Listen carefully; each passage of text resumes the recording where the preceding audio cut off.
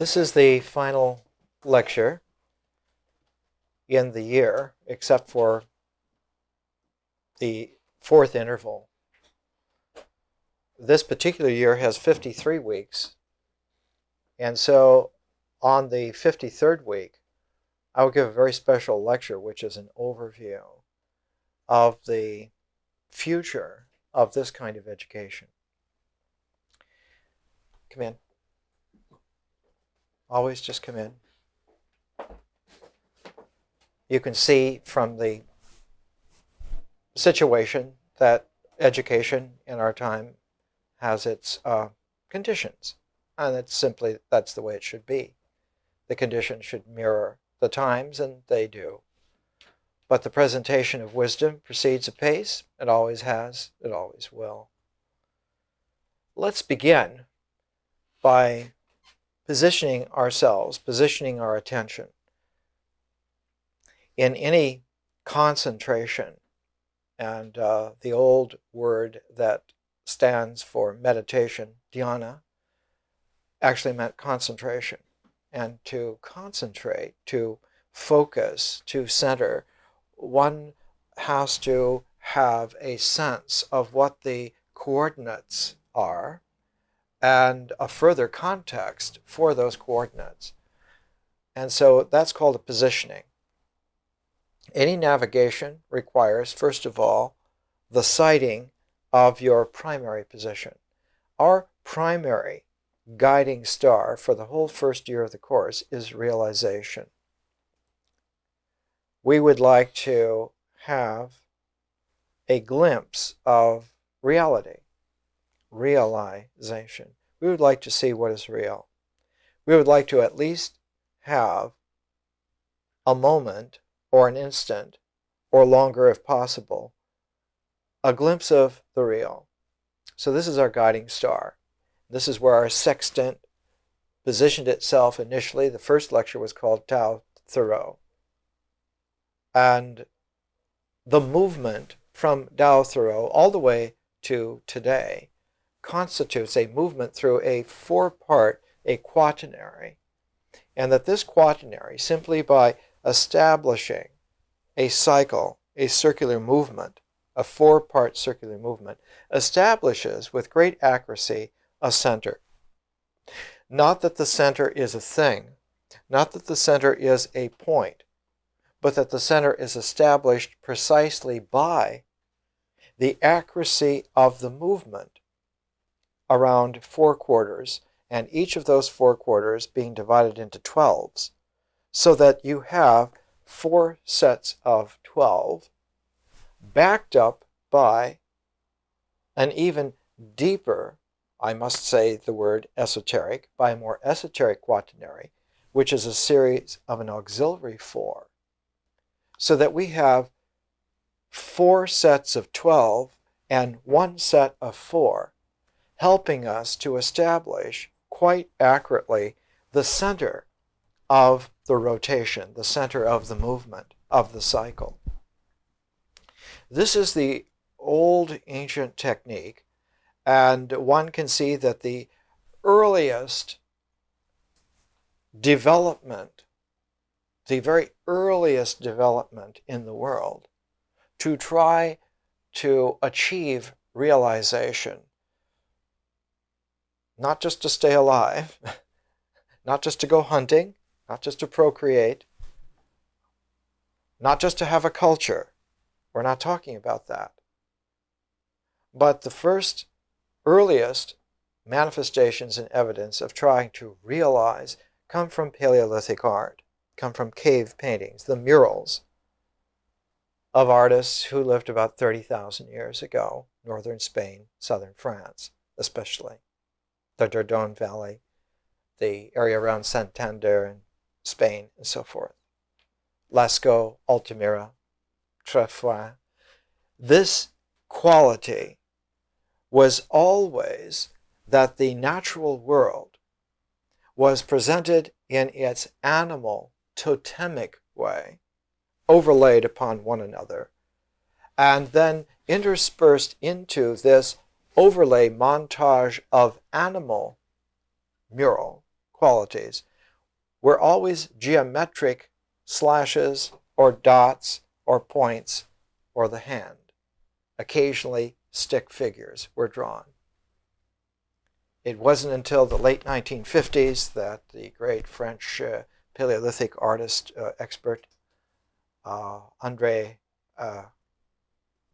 Guerlain discovered the Paleolithic star, that all of these points have abstracted from all of Paleolithic art and put together in one matrix, that they establish bits and pieces of what he calls the Paleolithic star, the guiding star.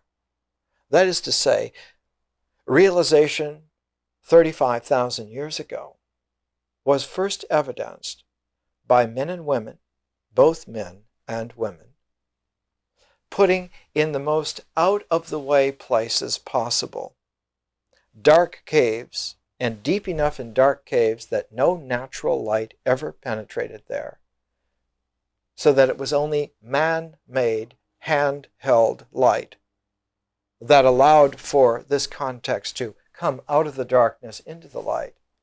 And all of the evidence was to establish a center which was never expressed, a center which was established by symbolic referent after one collected together all of the elements of the Gestalt. In other words, only when the Gestalt is made is the form seen.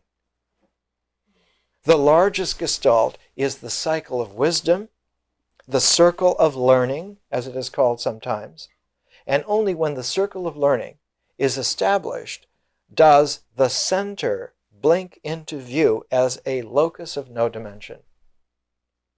In other words, unless one comes to the point of realization, which is to see the Gestalt whole, unless one comes to that, one does not have the realization of the center. One does not have the recognition. There is a wonderful ode to Solomon written about 2 years before Jesus died, and it's the 13th Ode of Solomon, and I will bring a copy out, and after the break I'll read you a very apt description of the way in which high wisdom would have talked at one of the great apexes of human history. What's important for us is that our year's cycle, our 412 parts, plus the esoteric cross of 4 parts, those crosshairs of the intervals, the 4 intervals together, they establish a complete cycle in such a way that the center is unmistakable, the realization is pure. One way to tell a charlatan is that they give you a doctrine that includes a center. They tell you what the realization is. This is a sure sign of poison.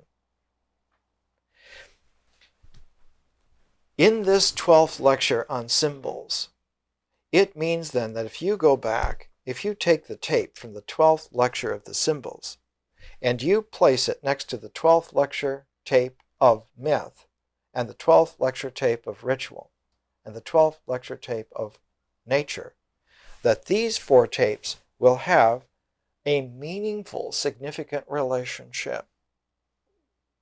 And as one would play intellectually with the navigational gestalt of that quaternary, you could rotate it back 1 and take the tape from the 11th lecture of symbols, the 11th lecture of myth, the 11th lecture of ritual, the 11th lecture of nature, and you would have 1 degree over, actually there being 52, there's several degrees in each lecture, but you would have 1 phase over another quaternary.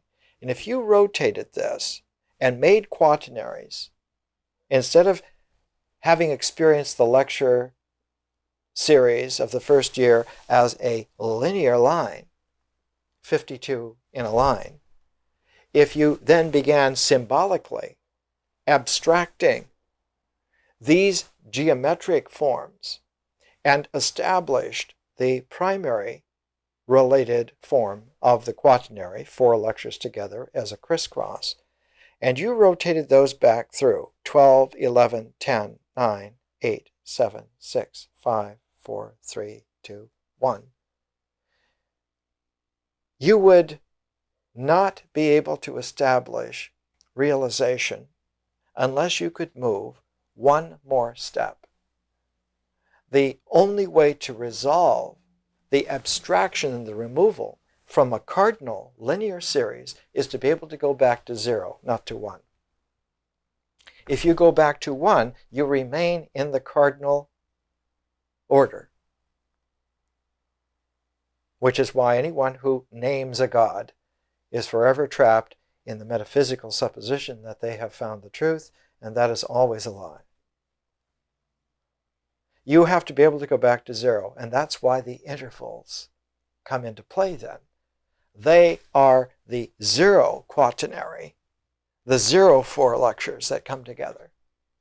And one just simply rotates back from the 4 lectures, Tao Thoreau, from nature, the first ritual, the first myth, the first symbol, and you come back to the intervals. Those 4 interval lectures now function in their proper place as an exit for you out of the program, allowing you to methodically, symbolically, individually exit the entire symphonic labyrinth of this course. But in finding your way back to that 0 point exit, you will have reviewed in reverse order all of the material and significance in a recut fashion. When you experience it in a linear form, the cardinal line, all of the vicissitudes of life in Los Angeles or wherever you happen to be are mixed in, so that that line is actually ore, O-R-E. It's not the gold, it's just ore. It has to be mined. It has to be smelted. It has to be refined. And then it has to go through the process of cupellation, the alchemy. And when you do that, this form yields. Why? Why does it do that? Because it is designed to do that, is made to do that, is a conscious design. It's not apparent at all in a linear series. One is entertained or one is inspired, and this is all well and good, and that's all right on the cultural level. But in the high Dharma, what really counts is that someone is freed. Freed to where? Yeats, in one of his great last poems, speaks to this. It's from the second stanza of a poem written in 1938 called Under Ben Bull Ben. Ben means mountain in Irish or Scottish. Ben, like Ben Nevis, is the highest mountain in Scotland, where my distant ancestors 1,000 years ago used to live, up at the top of Loch Lomond. Ben Bull Ben. So Bull Ben is a mountain. And Bull Ben is in County Sligo, in the west of Ireland. And it is a truncated, flat-topped, massive cliff mountain. And it dominates that landscape where Yeats grew up. The very end of this poem, Under Ben Bull Ben, is the epitaph that was put on Yeats's grave. The epitaph is, "Cast a cold eye on life, on death. Horsemen, pass by." Now, here is how Yeats describes what one finds in realization. Many times man lives and dies between his 2 eternities, that of race and that of soul, and ancient Ireland knew it all. Whether man die in his bed or the rifle knocks him dead, a brief parting from those dear is the worst man has to fear. Though grave diggers' toil is long, sharp their spades, their muscles strong, they but thrust their buried men back in the human mind again. And the cycle goes on. reincarnation, an ongoing cycle. That cycle has no point of freedom except the 0 point, except realization. To simply go on is to be co-opted in the conditioned dynamic of the scenario. One moves from role to role, but never is who one really is. And so a wisdom tradition always makes sure that those who are ready to work out, as the Buddha used to say, work out their own salvation with diligence, have the opportunity. So you've been given the ore, and you can rearrange it, recut that ore like a diamond cutter yourself, like a jewel cutter yourself. That's something which you have to do. I cannot do that for you. No one else can do that for you. Yes, it's work, but living is work. Standing in line in markets to buy this or that is work. Yeats says, many times man lives and dies between his two eternities. And this is the essence of his vision. Between two eternities. Let's pan the camera a little bit to the left. That's it. Between two eternities. And center it back the other way. That's it. Like parentheses. Notice if the parentheses are eternities, where is the limits? Or to use an anthropological term, where's the liminality of eternity? It's obvious then that there's no liminality of eternity and that these parentheses are only provisionally there. They're not really there. There are no two eternities between which we are. There's only one eternity. But in the space that is made by movement, in the space that is made by life happening, in that space, it seems then that eternities are pushed back to the extent of the involvement in that life. That involvement in that life, making that space, has an operation natural to itself. There are no evil genies. There are no devils. There's no monstrosity like a conspiracy of super Gnostic aims. But the bubble by itself attains a surface which is mirror-like on the outside. And this mirror-like quality on the outside also becomes interiorized. It becomes a mirror-like quality on the inside to the extent that language is interiorized, to the extent that symbolic activity happens. The external mirroring quality of the provisional bubble of life itself just happening becomes interiorized. This is what is mistaken as mind by most people. The reflection off the inner mirror of the bubble of the conditioned circumstance of life is what is assumed to be mind. And it's very much a mistake. It's just it's a rather shoddy prop, actually, that.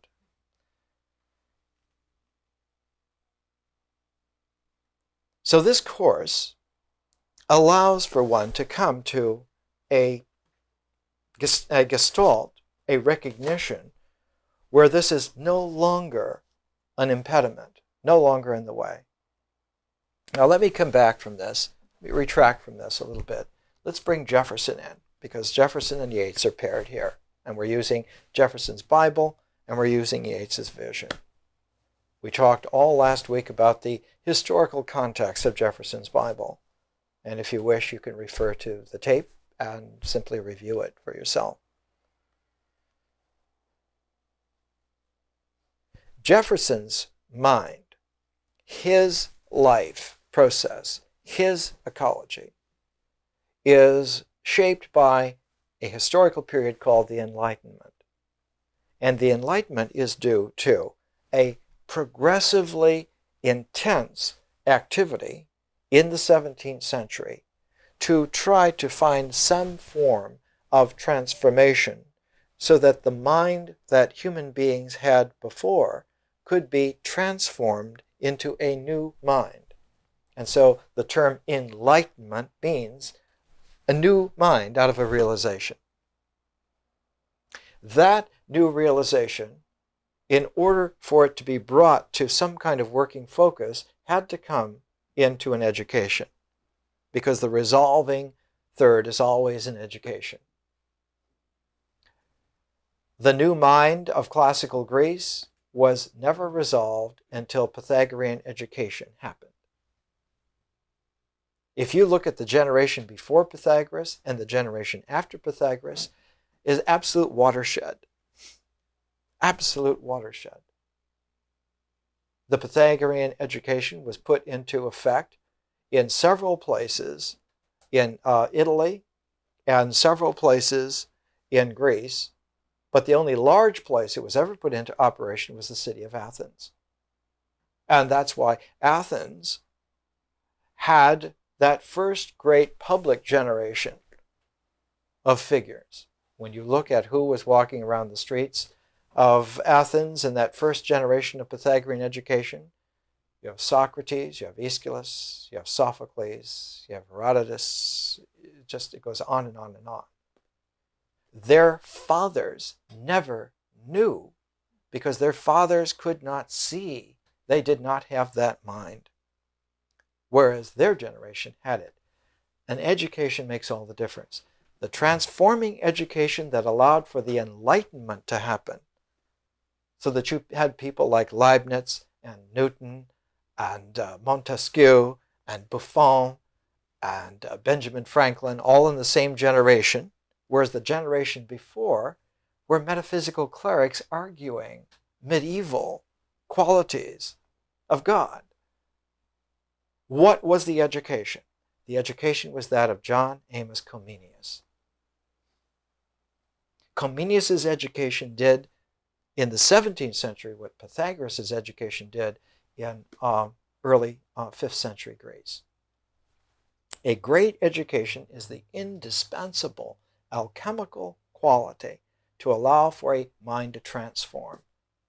And it usually takes about a generation for it to really take hold, and then the second generation from that actually develop it quite a bit, and the third generation puts it into a kind of a practice that results in a changed world. It takes about 3 generations. It takes about 60 years for that to happen. We don't have time to go into Comenius' whole education. It's just important for you to understand that Jefferson comes out of the second great generation that developed itself in applying. So it's about 5 generations after Comenius. He came out of the second generation of application. In Comenius' education, there were 7 classes corresponding to 7 stages, and there were 7 quotations put over the door of each of 7 classes. I'll just read you the quotations, and it'll give you an idea of the comprehensiveness of Comenius' education. The first class, the quotation, over the door is placed the inscription, "Let no one enter who cannot read." Over the second door is the inscription, "Let no one enter who is ignorant of mathematics." The third inscription, "Let no one enter who cannot speak." The fourth class, the description over the door is written, "Let no one ignorant of history enter here." And over the 5th class door, "Let no one enter who is ignorant of natural philosophy." And over the 6th door, "Let no one enter who cannot reason." And over the final 7th door, "Let no one enter who is irreligious." This in just short compass, is the kind of education that was promulgated in the 1670s by Comenius finished by him, worked on from the 1640s until the 1670s, and then put into effect. The great evidence of it always is the world's first textbook, first picture textbook. It was the first time any pattern education was put into a single book, The World in Pictures. And the Orbis Pictus displaced the Bible as the central educational guiding star. It was the first time since the Council of Nicaea, 325 AD, that the Bible was replaced as the primary guiding book for the educational referent in terms of purpose for young people. And it resulted in the Enlightenment, a whole different mind. Jefferson comes out of that. The Enlightenment mind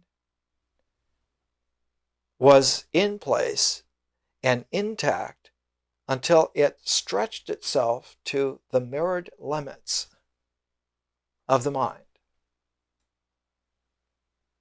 And when it broke outside that space, outside of that mirrored mental space, because it forced its way out, it found terror instead of freedom. And the generation that experienced that was the generation of the 1820s. Two of the great documents of that, Blake's Job and Shelley's Prometheus Unbound, that appear almost exactly at the same time. There are other materials that come into play. Goethe's Faust, finally, part 2 is finished about that time. Hegel's philosophy of the phenomenology of mind, finished about that time.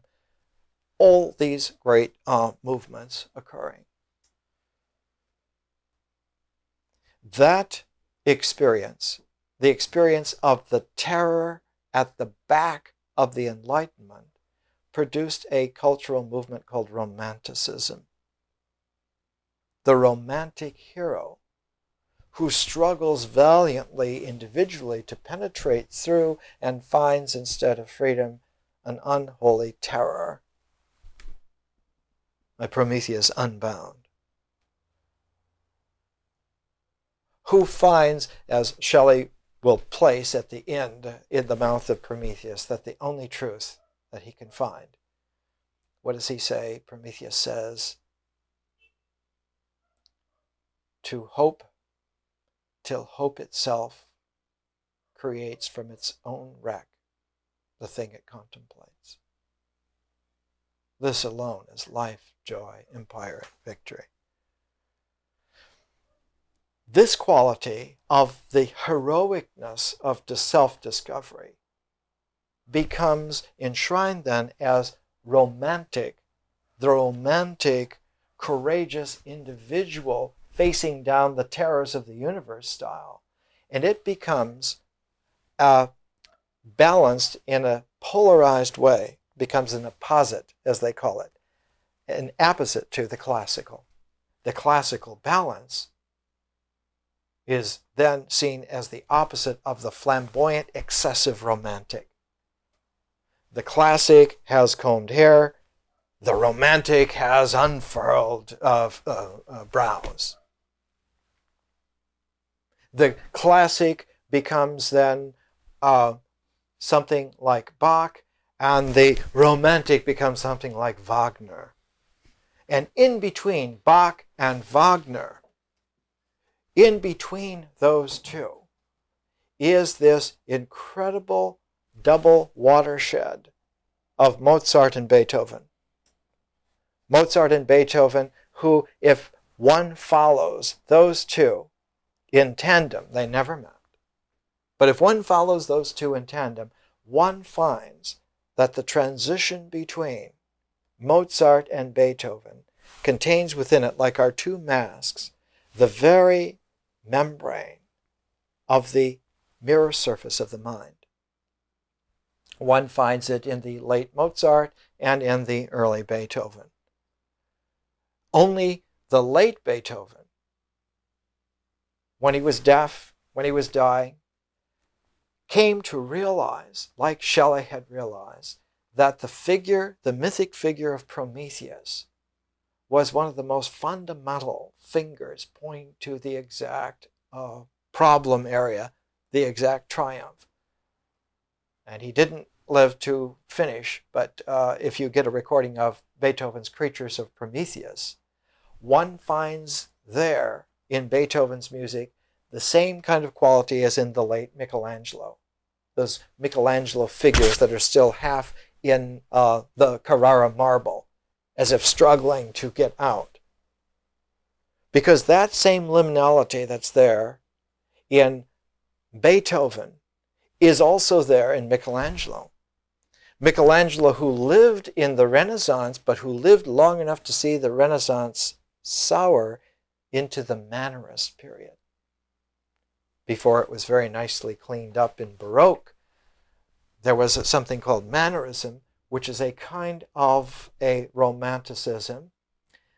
Mannerism is a kind of a romanticism that depends upon the taste of the salon in which you are participating. And so it's called Mannerist because you can identify who was the maitre d' of the salons of the time.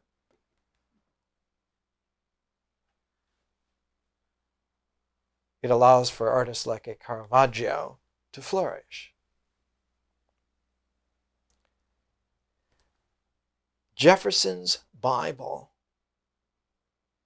is an Enlightenment work at the apex of the Enlightenment before there's any trace whatsoever of Romanticism coming into play, of the Romantic versus classical polarity. So Yeats's vision is at the far end when this Romanticism had completely played itself out. The romantic quality plays itself out in T.S. Eliot's Wasteland.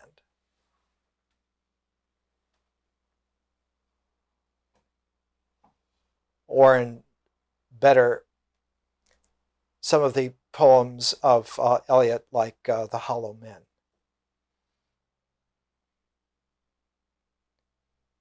Yeats comes at the very end of that and sees in a vision something of the future.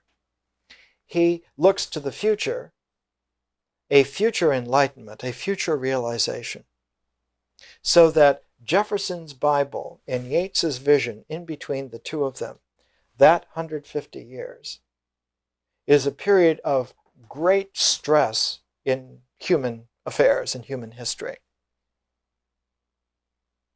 Now, just because Yeats was able to see it in a vision in 1938 doesn't mean that the population as a whole did. The population as a whole the next year slid into World War II.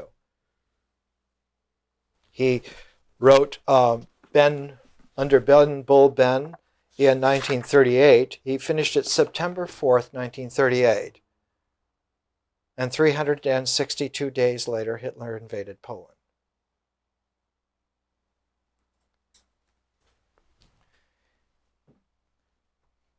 Jefferson's Bible and Yeats's vision are parentheses. They hold together, in between them, the most recent upheaval in human history.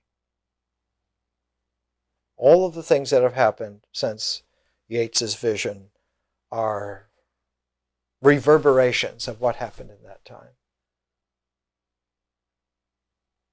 Nothing new has happened since then. Something new is about to happen, but nothing new has happened.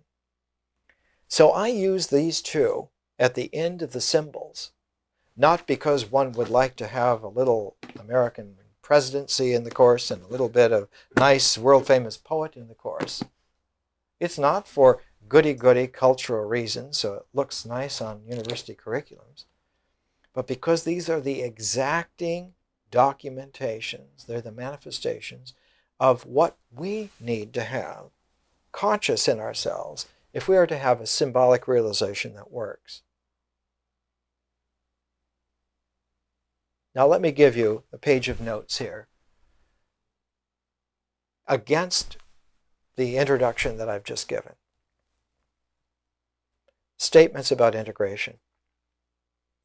Acceptance is the final stage of integration. After all the stages, the last stage is acceptance. Meaning confirmed is truth. Absorption occurs with acceptance. Realization. Absorption. We talk a lot about integration and differentiation. In astrophysics, one would talk about absorption and emission. If you do a spectrum of starlight, a spectrographical record of light in its electromagnetic reality, there are lines in the spectrograph, and the lines of two kinds. They're absorption lines and they're emission lines. And the absorption and emission are all in terms of the elements. There are iron absorption lines, there are hydrogen emission lines. So that absorption and emission manifested in light by the signature of the elements. Why the elements? Because the elements are the only stable states in the continuum of electromagnetic energy where matter comes together. Hydrogen is primordial. It has three forms because the fundamental root of Te should have a tripartite, a trinity quality. Hydrogen occurs as normal hydrogen, it occurs as heavy hydrogen, deuterium, and it occurs in a very special form as tritium. That's how you make nuclear weapons, because you tap the esoteric form of hydrogen. Without tritium, you don't get fission. Actually, nuclear bombs to kill life is a unholy perversion of the structure of reality. The only person really to see that was Oppenheimer. He was the only one to realize that. Later, Teilhard de Chardin wrote an essay on the spiritual repercussions of the atom bomb, and it's in his book, The Future of Man, and it confirms what Oppenheimer had seen, that this was the negative Shiva. Acceptance is the final stage of integration. Meaning confirmed as truth, absorption occurs with acceptance. Symbols do not represent anything, but symbols present. What do they present? They present themselves. An image can represent something else, but a symbol never represents something else. As soon as you hear somebody saying, oh, well, this flower as a symbol represents, you know that they're misschooled. Bad education, uncritical mind, glib tongue, stupid with two O's. It ain't necessarily so. What do symbols do? They present themselves, and the form in which they present themselves is that they present meaning. So that symbols actually are bare meaning. Now notice that there's a subtlety here. You have to be a little circumspect here. Symbols present bare meaning. The meaning is not formed. It has no form. It has no confining surface whatsoever.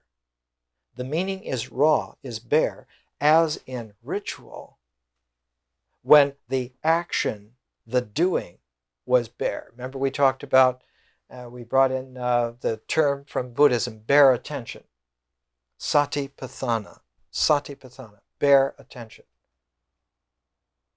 That the very essence of ritual is doing what we do.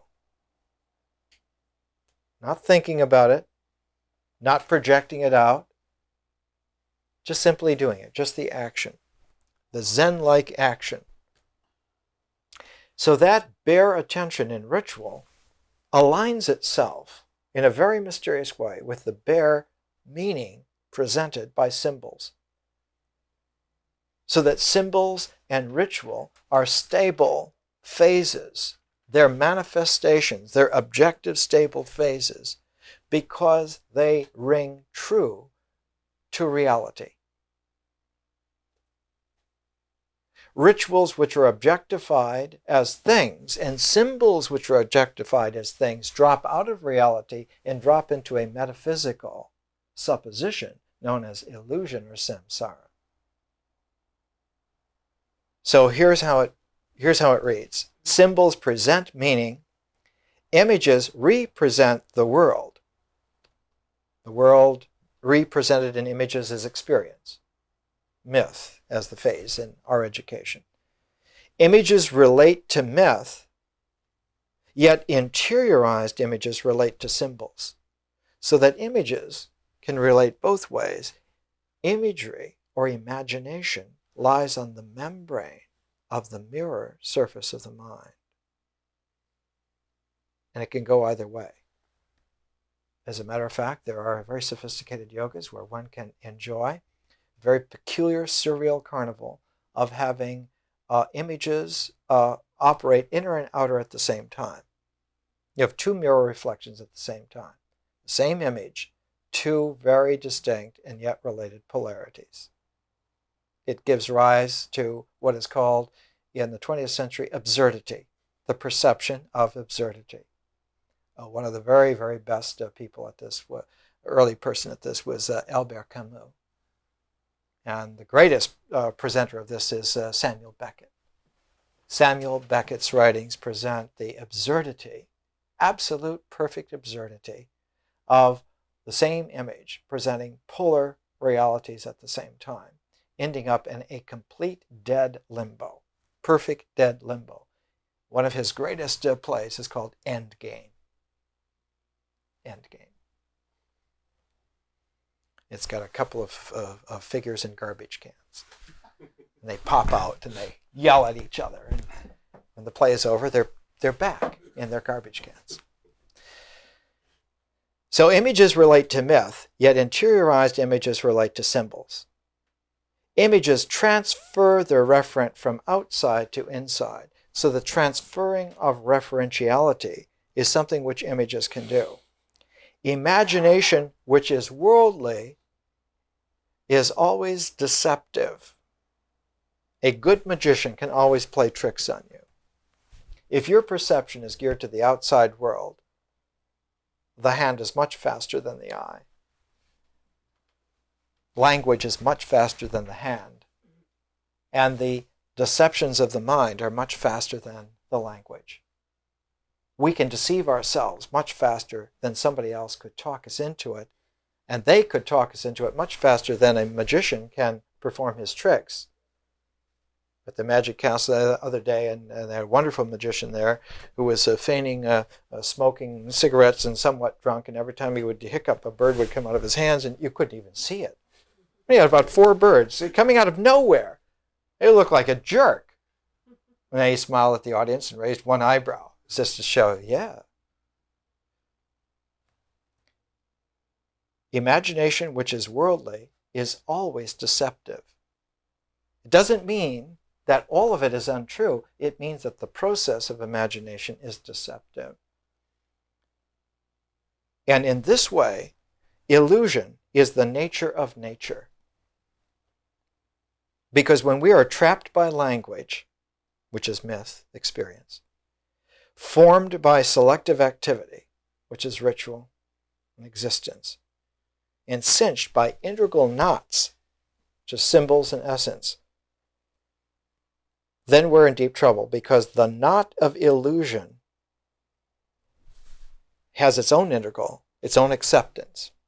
And when you accept that knot of illusion, this cinches deceit, and now it's called delusion. Delusion. Believing in your illusions is the essence of delusion, and the foundation of delusion is ritual regression. All regressive energies are mirror-directed, reflecting off the glare of the mental bubble. And the mental bubble, the mirror surface knot, a very holistic thing. The mirror surface knot is the realization in illusion, and it becomes your very own special quality, a very own special confirmed deceit called the ego. So that structure actually exists.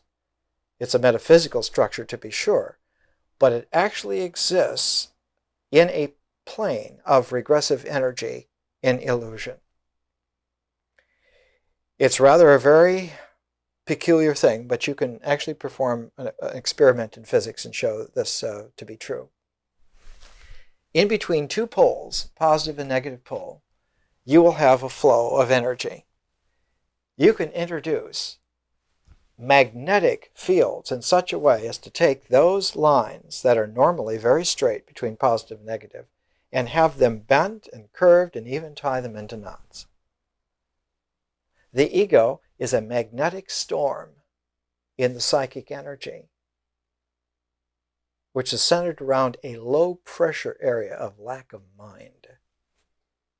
Let's take a break.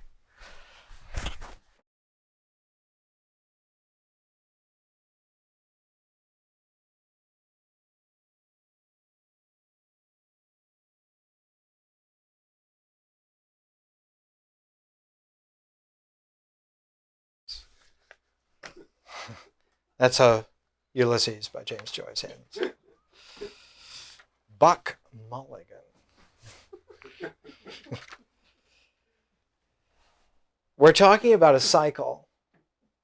We're talking about a circle, and the great symbol in a vision is the great wheel. The great wheel.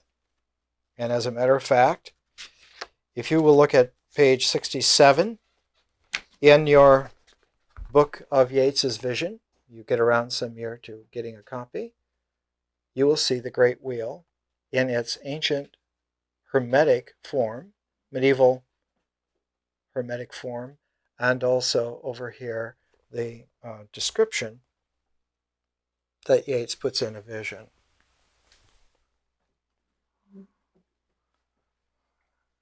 Zoom in on that, on the wheel. Yeah. And you recognize that the form is a mandala.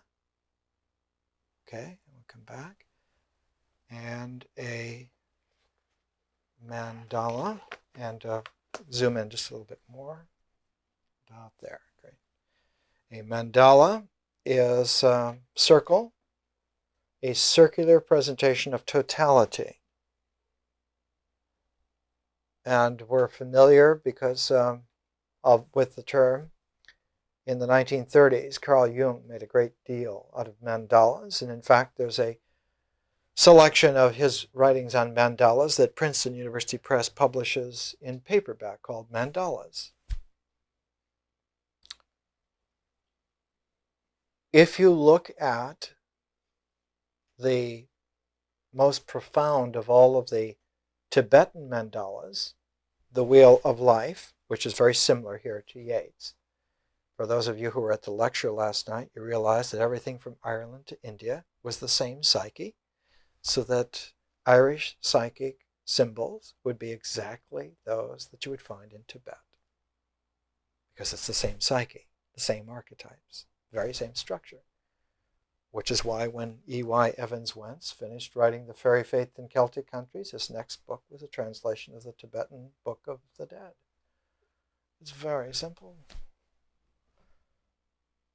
If you look at the great mandala of the Wheel of Life from the Nyingma sect of the Vajrayana from Tibet, you will notice that it is held by a demon whose hands and long-clawed feet, puffy feet, and demonic face are outside of the circle. Because when you force your way outside of the circle of the mirror mind, you find only demons. That demon, outside of the Wheel of Life in the Tibetan mandala, has the same visages as the monsters inhabiting the oceans in medieval maps of the world. And that as soon as you go outside the circle of civilization, outside the known world, there is an ocean filled with monsters. Dragons, demons, and so forth. It's the same symbolism. It has the very same meaning. It means that very often people are co-opted into staying into an ignorant life, not because they don't know better, but because they're afraid to get out.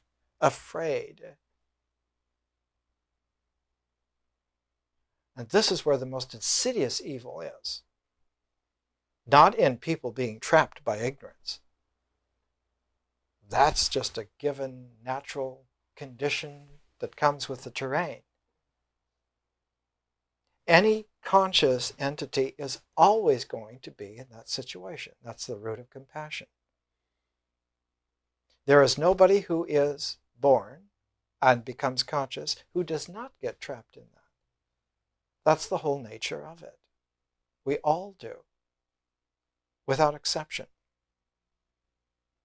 It's like one time when a Houston psychiatrist named Evans, Richard Evans, was interviewing Carl Jung about the, and he said, well, what about the birth trauma? And Uncle Carl took his pipe out of his mouth and he said, no one knows. And Evans was sweating and he was saying, I'm sorry, Professor, you said no one knows?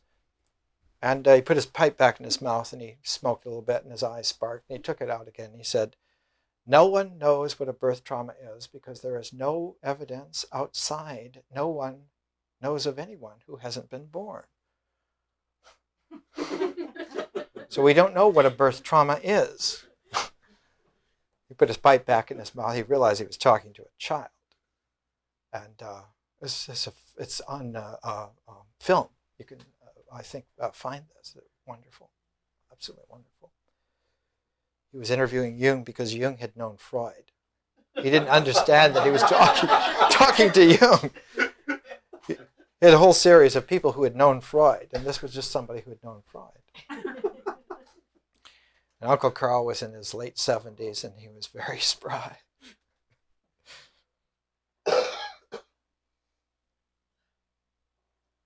Outside of the wheel, there be monsters. So that one then remembers a very wise phrase from Tolkien. It's very wise to keep track of dragons, especially when you live in their neighborhood.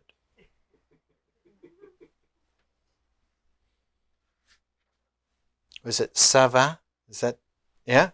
Sava? The dragon is the symbol outside of the polarized conditionality whose root is in Te. The dragon lives in the Tao. The dragon is the symbol of the Tao, whereas the symbol of the Te is the tiger.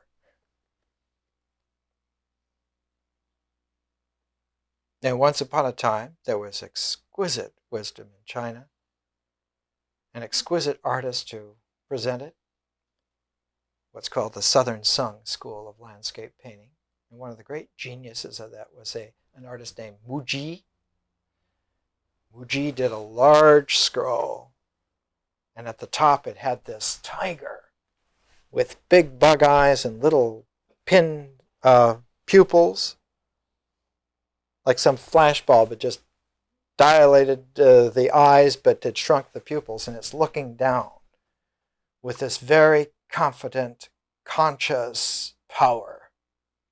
And it's looking down to this water, and looking up from the water is this very unconscious, confident dragon, has the same eyes as the tiger. As long as conscious, unconscious are in a polarity, the wheel keeps spinning, and it will spin forever. And if you try to force yourself outside of it, the dragon will get you. Only when that energy is depolarized, does that wheel become transparent and fade away so that what is left is only its dynamic, only its motion. And its motion is such that the dragon curls up alongside of that motion, and the dragon then becomes the wheel.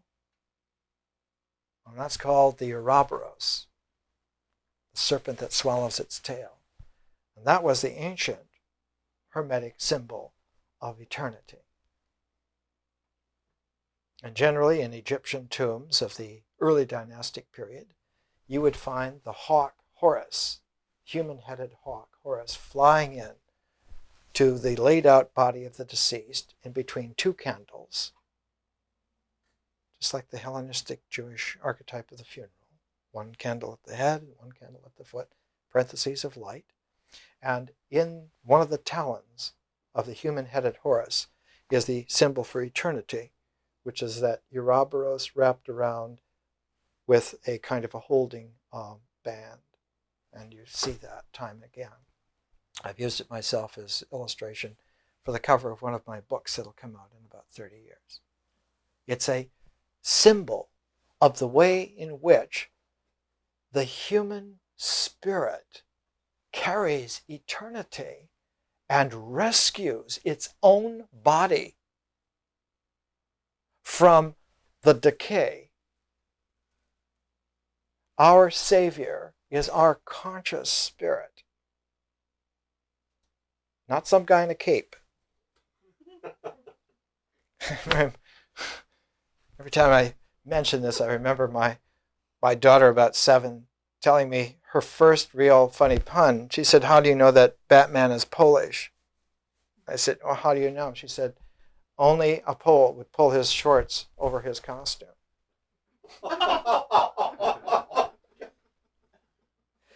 There are no superheroes. Sorry. I love Poles. In fact, there are no superheroes. But our own conscious self exists in the future. Our own realized self exists in the future and only remains in the future as long as we cling to the conditioned illusion of cardinal linearity, of clock time. And as long as we believe that the past is past, and the present is present, and the future is future, our Savior self must remain in the future. It's only when time dissolves and there's no more compartmentalization that realization happens instantaneously. True? Absolutely true. So that the dissolving of time is the central psychic issue in salvation.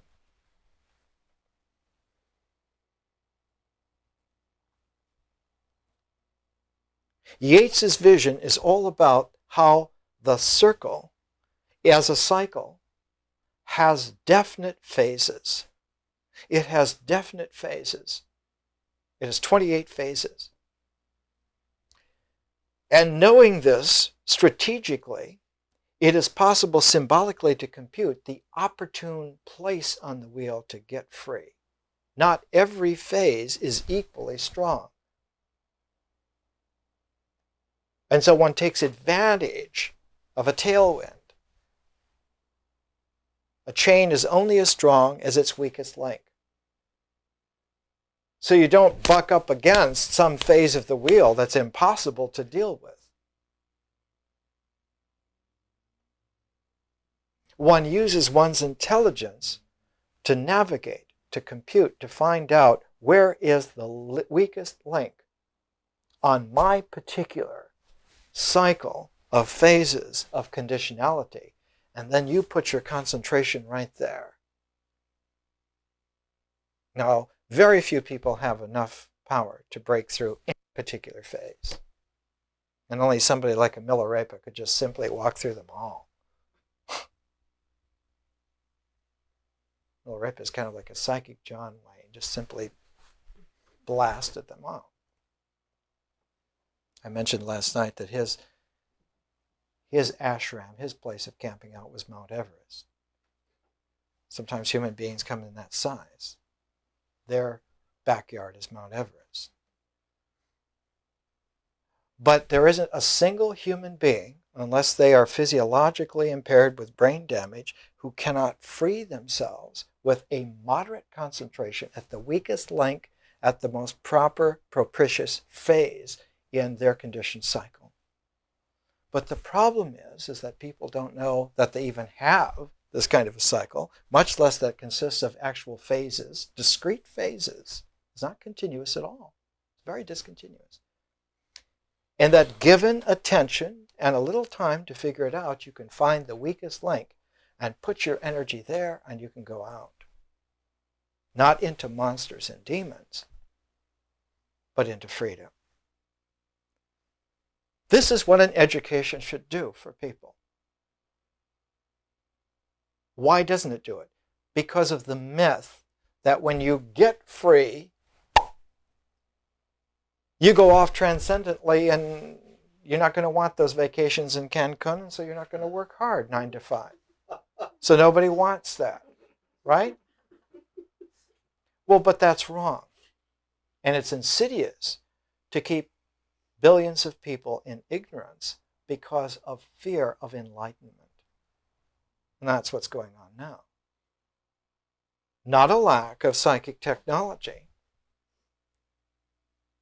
There are at least 14 or 1,500 ways to get free. And they're all workable. They all work. But you need an education that can take a cycle and show you how the cardinal linearity of it is able to be abstracted and fashioned into progressive phasing, going back, and going back not in a regressive way, but in a remembering way. The difference between the wise man and the idiot is that the idiot regresses and the wise person remembers. And it's the remembering, the going back through it, phase by phase, to the 0 point that allows one to come to freedom. Now, in Yeats's Great Wheel Vision, there are 2 places on the wheel, the 15th phase and the first phase. Why the first and the 15th? Because the first phase begins and the 15th phase begins the second half. So there are 2 beginnings. They're like the north and south poles. It's like a polar axis that goes through this circle. It's like a diameter axis that goes through the circle. Imagine a circle that revolves, and it revolves around an axis. And the first phase and the 15th phase, the beginning of the 15th phase, the beginning of the first phase, right alongside that line is the place of freedom. One of the most sweet, beautiful, esoteric presentations of this ever given by anybody was in a early painting by Marc Chagall called I and the Village. And the title is EYE, I and the Village. And in this beautiful painting of the animals and the little village of Vitebsk and all of the other images, there's an image of the man and the woman. And they're arranged in such a way that the woman is flying upside down and the man is right side up. And the woman has her hands in such a way that they're arranged. And if you follow the line through the hands of the woman, you come to the line of the tool in the hands, the farm tool in the hands of the man. It's a perfect diagonal line that those 2 pulls together. So that line between them like that is the diagonal. It's locating the diagonal pole in the wheel of circumstance that keeps people bound into a non-stop, ongoing linearity that indexes itself as time. The whole reason why all religions pay attention to sacred calendars is to keep track of the phases of time, because it's the only chance that anyone has of any effective deliverance. If you cannot keep track of time, if you cannot keep track of a calendar, then you are lost indeed. Because to be lost in temporality is the real hell. There is no place more desolate than to not know what time it is in the universe. One of the last great, beautiful, esoteric works of the dying alcoholic Jack Kerouac begins with the phrase, "It was Friday afternoon in the universe." Even Jack got it. After 242 choruses of the Mexico City Blues, he could really hum the tune. Unfortunately, he was on his way out. As D.T. Suzuki once said, he said, many people find enlightenment right at the end of their life because they drop out of this false temporality, this addiction to the time. They realize it's all over, and then, of course, they wake up. But then it's too late. Better to do it now. Then you can go to Cancun with ease. You don't have to worry about it. What's the greatest presentation in world history of the phases was done by, who else? A Japanese artist, Takuan, called The 10 Bulls. And in the whole sequence, the man sees the bull and he finds the bull. He's able to tether the bull. He's able to tame the bull. He's able to ride the bull.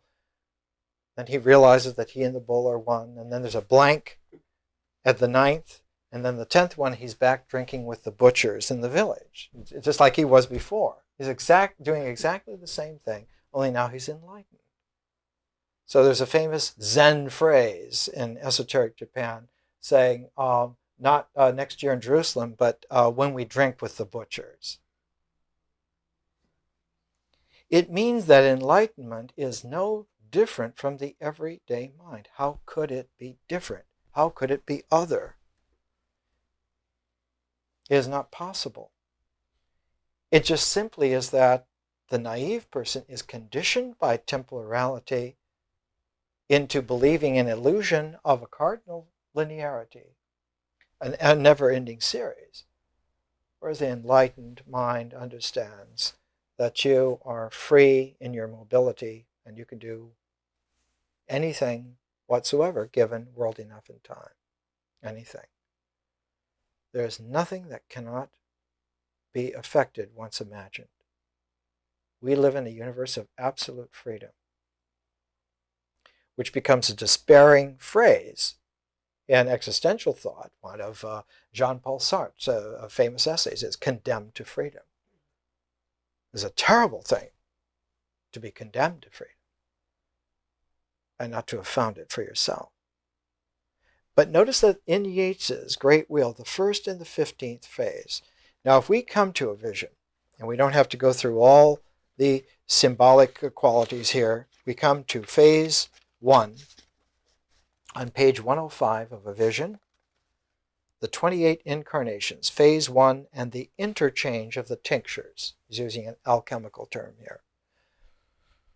Tinctures are working solutions that are applied to matter in order to transform them.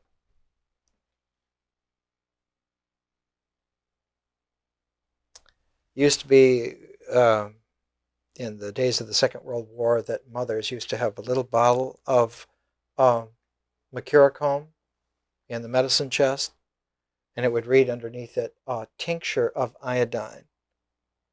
It was different from methylate. Methylate would burn you because it wasn't a tincture. A tincture is a solution that is able to carry into organic matter in a very easy kind of a way, whereas raw iodine would simply burn through your tissue. If methylate were distilled down to its essence, it would burn through tissue. Bromides, all of them, simply go right through the bone. Whereas tinctures are chemically protected so that they interface with organic tissue and cause no pain whatsoever. So here, phase 1 and the interchange of the tinctures And what he says here, phase 1 not being human can better be described after phase 28. So he doesn't give you very much information on phase 1. He says, if you would like to know about phase 1, go through all the phases, and when you come to the last one, 28, after that we'll describe phase 1. So you turn all the way from page 105 to page 183, and there's the description of phase 1. This is a supernatural incarnation, like phase 15, because there is complete objectivity, and human life cannot be completely objective.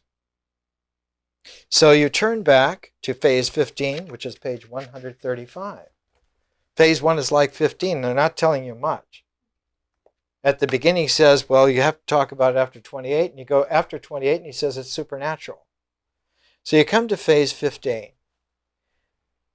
Notice here that in the great circle for Yeats, phase 15 is an opportune place to penetrate through the wheel of conditioned circumstance. If you translate that onto a cardinal linearity, it's the balance point. The balance point, and if you translate it in terms of the moon, it's the half moon, when the moon is half light and half dark. The half moon. So that half moon time, in the old esoteric hermetic understanding of alchemical phases of the conditioned circle of life, the 50-50 point, the equilibrium point, is the point that concentration should be placed at.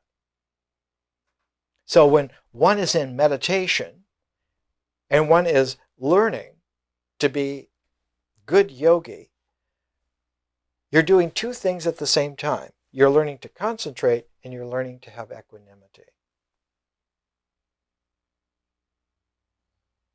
The concentration is not going to do you any good without the equanimity, and the equanimity without concentration becomes very bland. It becomes what Mort Saul used to say, more of the same. There's nothing worse than just more of the same. One gets lonely for resistance,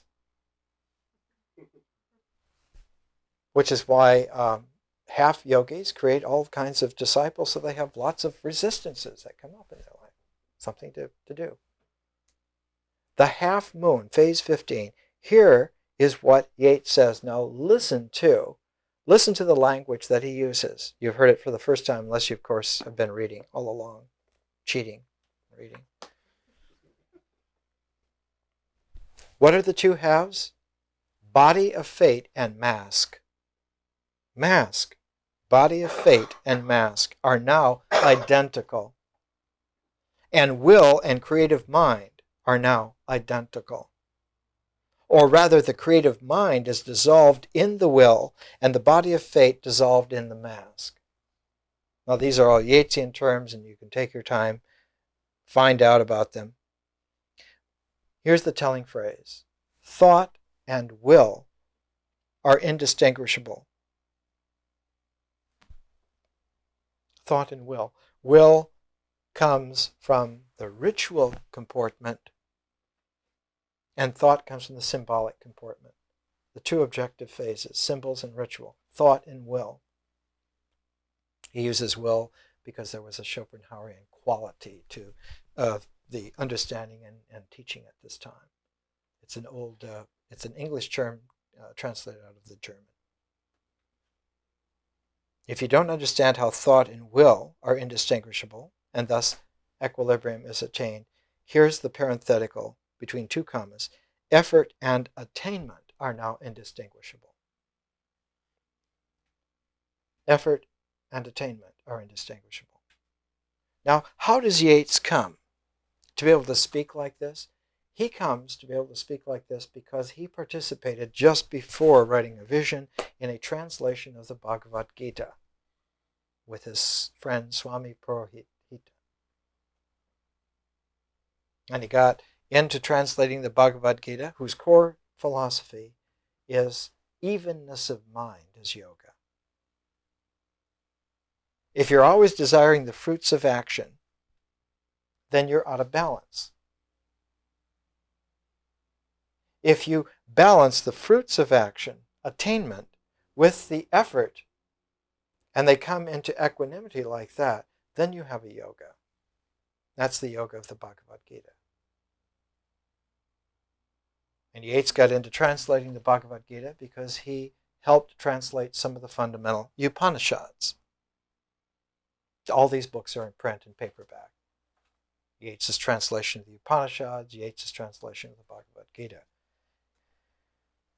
In the Upanishads, Yeats woke up to the fact that in ancient Indian thought, the same qualities that had been realized in Irish mysticism were there, but that they had been expressed in such a way that they were written down. Whereas in the ancient Irish mystic wisdom traditions, they were never written down, but they were put into symbolic spiral illustrations on rocks. And so somebody that knew could recognize, and somebody who didn't know would just see little spirals on rocks and wonder who these people were. Yeats got introduced to the Upanishads because he found out that Schopenhauer had read the Upanishads and it woke him up. And then when he finished with the Upanishads, he was told that the Upanishad of Upanishads was the Bhagavad Gita, so he went to that.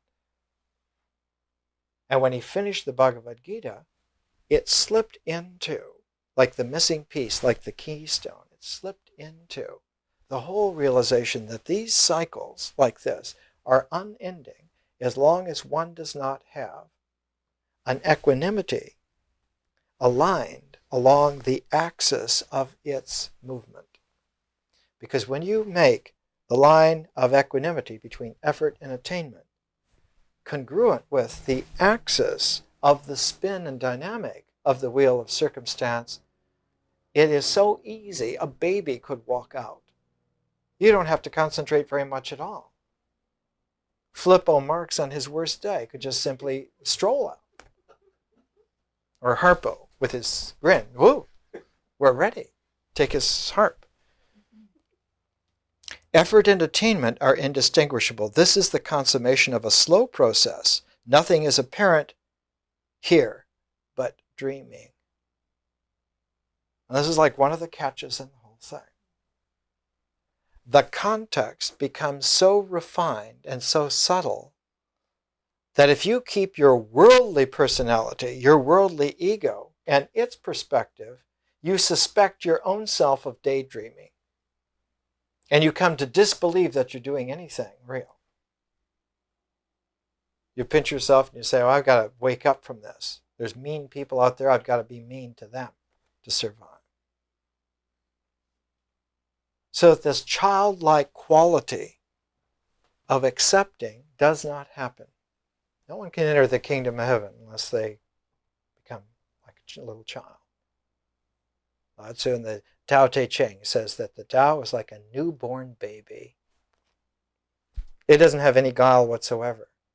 Not any whatsoever. So that the term that's used around the world for this process is play. Play. Divine play, the laughter of the gods. It's a divine play, and only if you disbelieve in its dynamic and try to grasp onto something or try to force something does the play become vicious. If you effortlessly are present in it, that play must, universal principle, must arrange itself in this circle of phases. Assume that dynamic. And if you take the temporizing ego out of it by just letting it subside, the dragon will curl itself around and swallow its tail, and eternity will be there.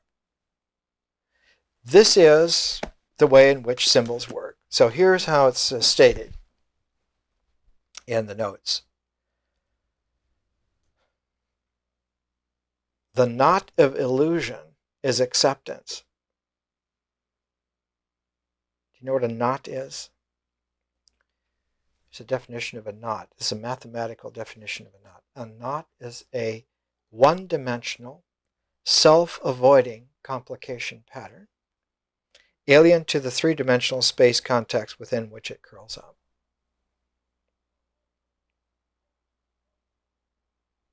The knot of illusion is acceptance. The acceptance works just the same way, only now what one is accepting is the illusion. This is deceit. This cinches deceit. And deceit is now a delusion because you've accepted it. Believing in your illusions is the essence of delusion. The foundation of delusion is ritual regression. It has to have a movement. And because it stays within the cardinal linearity, its movement is a cardinal linearity in regressiveness. And it seeks to go back and find some stability, some place where it can be. And there's only two places it can be, in the mind or in your ritual comportment. Those are the only two places. It cannot find a resting place in myth. It finds it either in the symbolic area of the mind or in the ritual area of existence. And generally it goes all the way back. All regressive energies are mirror-directed,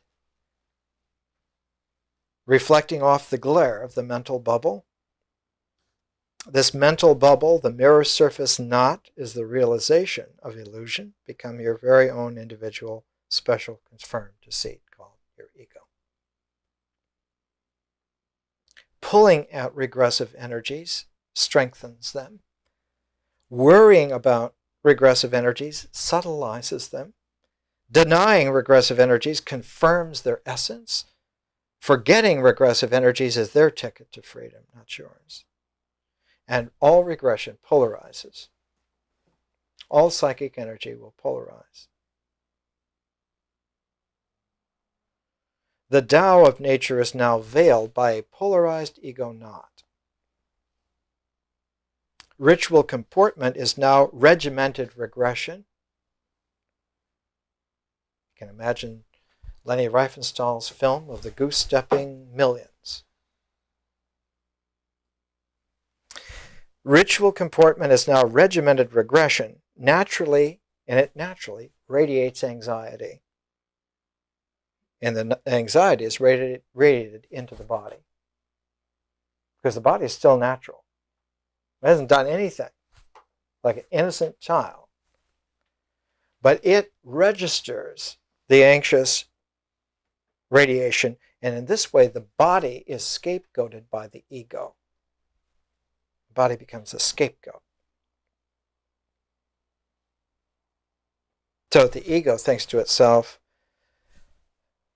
in terms of the body, I have to find a pill, a drug, a health food, a vitamin to make it behave the way I want it to. The body, thus blamed, manifests anxiety and delusion, ulcers, headaches, trauma, shock, death. But the ego covers this effect up by saying to it nice little soothing regressive words, which convince it that it's really a self-satisfied, conditioned, regular person. It does not see that it's become a habit-hungry ghost. This is a very peculiar sequence and setup.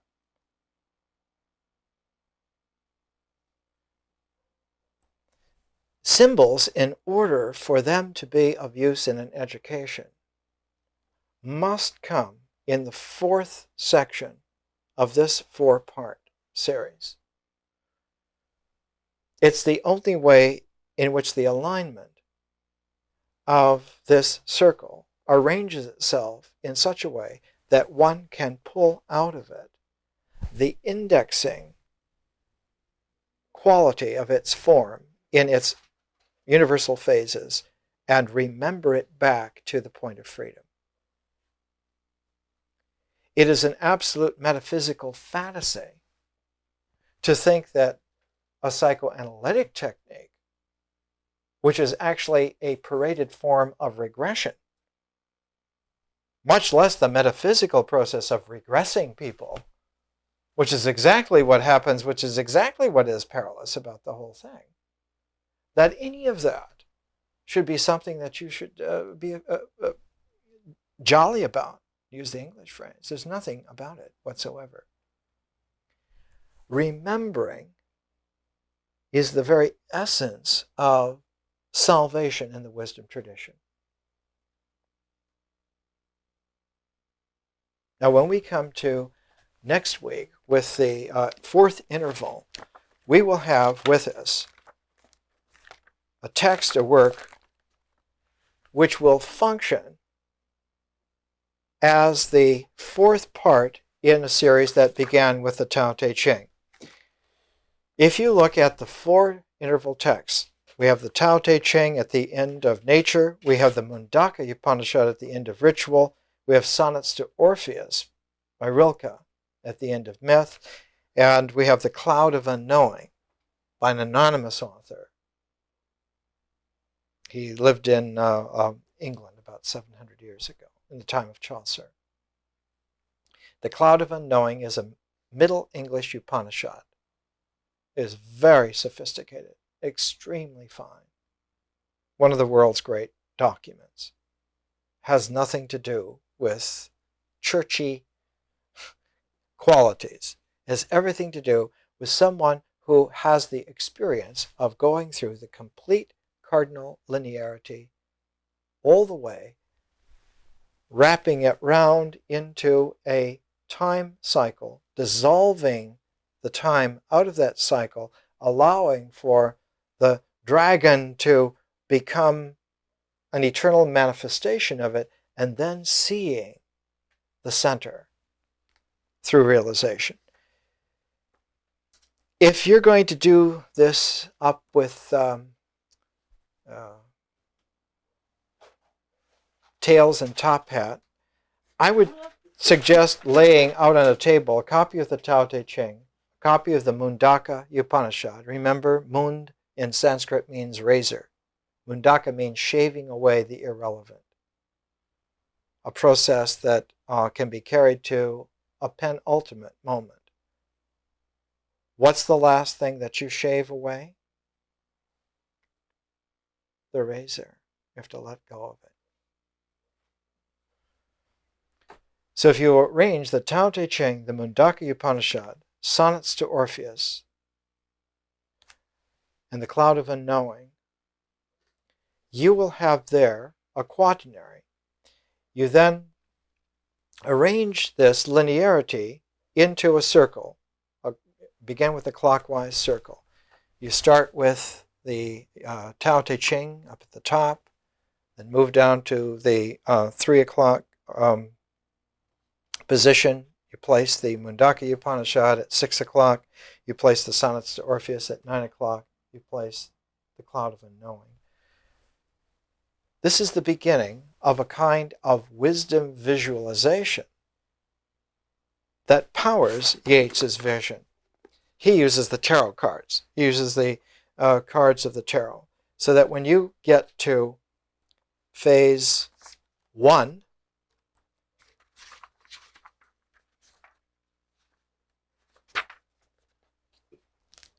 it follows phase 28, which is symbolized by the Fool. Don't be too nervous that there are 22 major arcana and there are 28 phases. The Fool is always a 0 card in the major arcana. And very few people understand how to place the Fool. If you look at Manly Hall's Secret Teachings of All Ages, he puts the Fool as the context for the other 21 cards. The other 21 cards occupy insets against which the Fool is the context. Because the worst dragon haunting the outside are not those fanged apparitions of medieval times.